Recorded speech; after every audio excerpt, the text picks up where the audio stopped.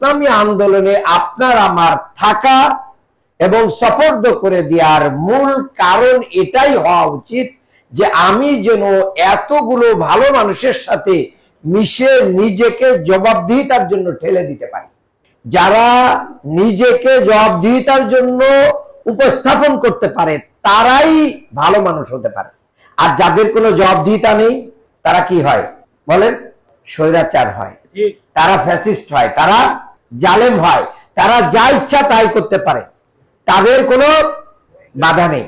জামাত ইসলামের একজন নেতা যদি কোনো অন্যায় বা অপরাধ করে তাহলে সেই অন্যায় অপরাধের জবাবদিহিতা করার ক্ষমতা কি একজন কর্মীর আছে না নাই?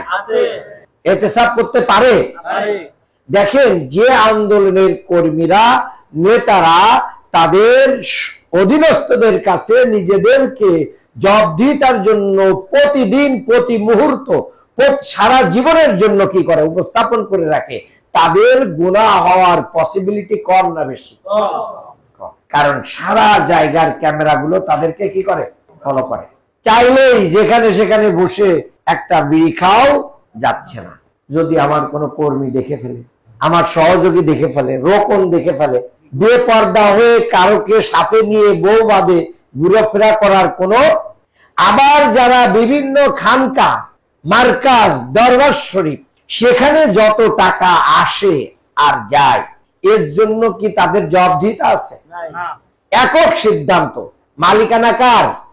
একক, ওখানে একক, ওই খানকা বা দরবার শরীফের মালিকানা একজনের। আর জামাত ইসলামের আমিরের কাছে যে ইয়ানত জমা হয়, টাকা জমা হয়, এর প্রতিটা পয়সা হিসাব চাওয়ার অধিকার আপনার আছে না নাই? উনি দিতে বাধ্য কিনা? অফকোর্স বাধ্য। ওমর ইবনুল খাত্তাব রাদিয়াল্লাহু তাআলা দ্বিতীয় খলিফা থাকা অবস্থায় উনি যখন জুমার খুতবা দিতে দাঁড়ালেন তখন বললেন একজন লোক হাত উঁচু করে যে, আমিরুল মুমিনিন, আমার একটা প্রশ্ন আছে, আমার প্রশ্নের উত্তর না দিয়ে আপনি খুতবা দিতে পারবেন না। অর্ধজাহানের খলিফাকে এই প্রশ্ন করে দেওয়া হলো। উনি স্টপ হয়ে গেলেন, বলো আগে তোমার প্রশ্ন। বলল যে, রাষ্ট্রের নাগরিক হিসেবে আমি এক খণ্ড কাপড় পেয়েছি, এক পিস কাপড় পেয়েছি, সেটা দিয়ে আমার জামাটা ছোট হয়। আপনার জামাটা এত লম্বা কেন? আপনি অতিরিক্ত কাপড় কোথায় পেয়েছেন? জবাব দেন। মসজিদের আর এক প্রান্ত থেকে দাঁড়িয়ে গেলেন ওমর ইবনুল খাত্তাবের ছেলে, দাঁড়িয়ে বলছেন যে আমি একটু কথা বলতে চাই। তো খলিফা পারমিশন দিলেন, বললেন, রাষ্ট্রের নাগরিক হিসেবে খলিফার সন্তান আমিও এক পিস কাপড় পেয়েছিলাম, আমার কাপড়টি কাকে দিয়েছি? আমার পিতা খলিফা অর্ধজাহানের তার জামাটা সুন্দর করার জন্য আমি তাকে দিয়ে দিয়েছি। উত্তর এসেছে? এই হচ্ছে ইসলামী আন্দোলন।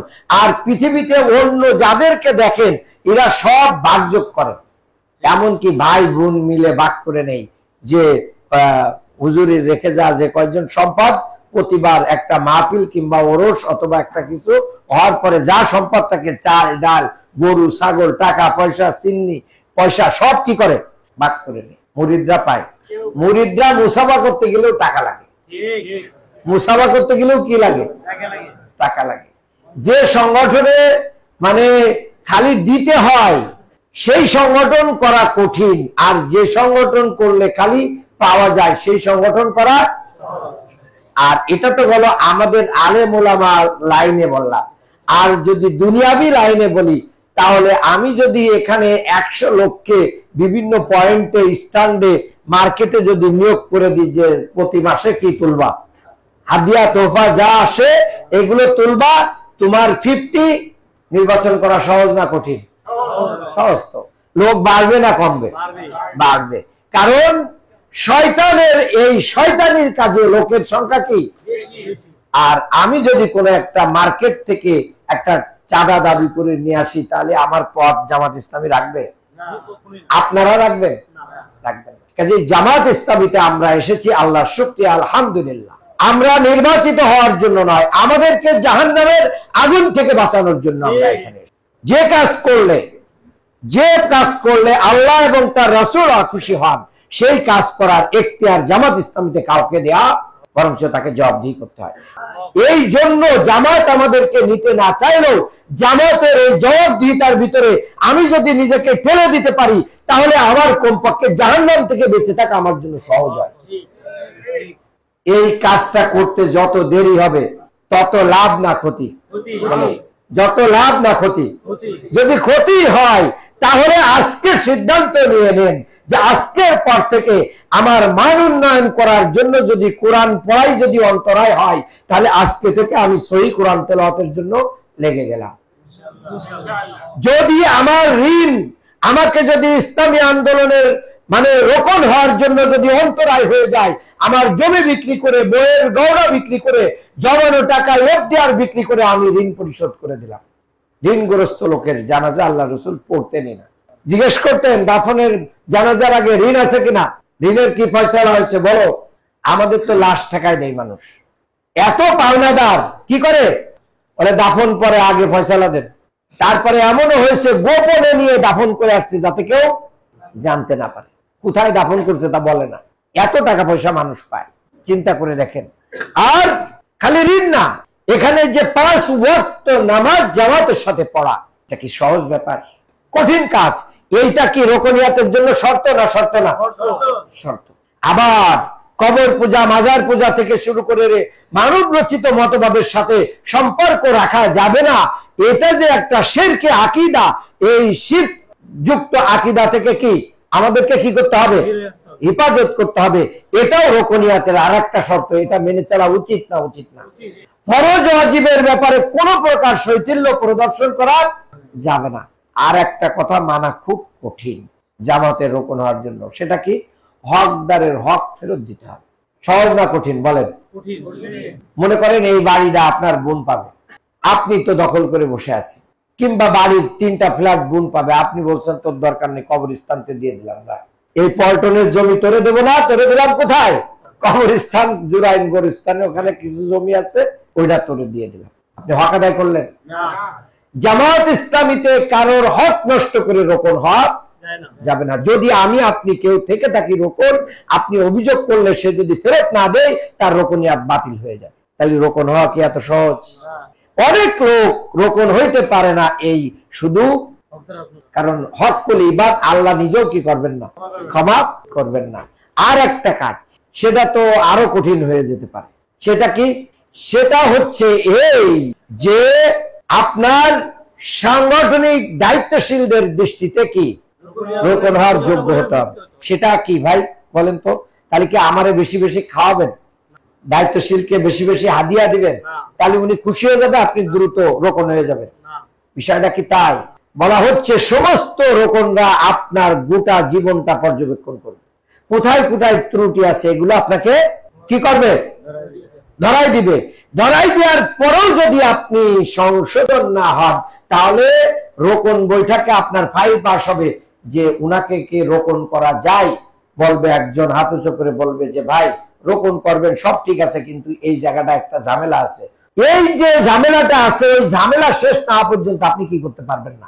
আয় রোজগার কি হালাল হতে হবে না?